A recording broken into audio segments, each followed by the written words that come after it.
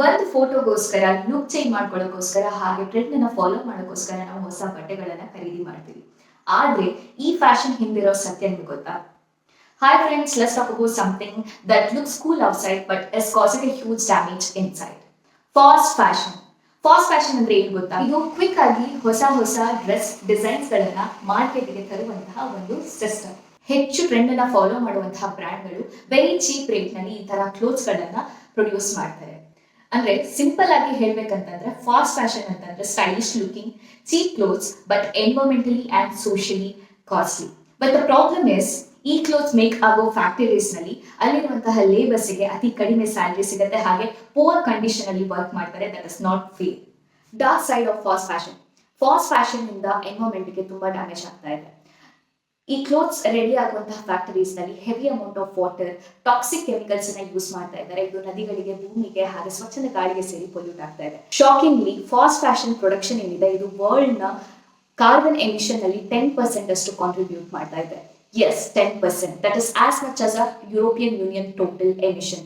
ಅಂದ್ರೆ clothes manufacture ಮಾಡೋದ್ರಿಂದ ಕೂಡ ಕ್ಲೈಮೇಟ್ ಚೇಂಜಸ್ಗೆ ದೊಡ್ಡ ಪರಿಣಾಮ ಬೀರ್ತಾ ಇದೆ. ಅದರಲ್ಲೂ clothes are made from synthetic material like polyester which is basically plastic. So ಇದು ಡಿಗ್ರೇಡ್ ಆಗಿ 10 ವರ್ಷಗಳಿಗಿಂತ ಹೆಚ್ಚು ಬೇಕಾಗುತ್ತೆ. And when we throw old clothes, most of them end up in landfills or get burned, causing a toxic and greenhouse gases.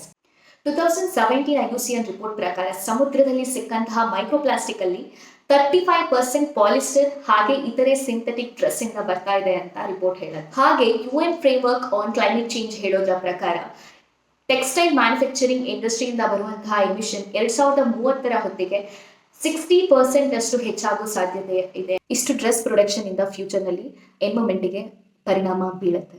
Already problems ಇದೆ, but ಇದು ಇನ್ನೂ worse ಆಗದೆ if you don't take action now. So ಈಗ ನಮ್ಮ habits ನ ಬದಲಾಯಿಸುವಂತ ಸಮಯ ಬಂದಿದೆ. So instead of buying a new clothes every week or every month, let's reuse what we already have. Or you can also donate your old clothes. ಕೆಲವೊಂದು ಬ್ರ್ಯಾಂಡ್ಗಳು eco friendly clothes ಅನ್ನ produce ಮಾಡ್ತಾ ಇದ್ದಾರೆ.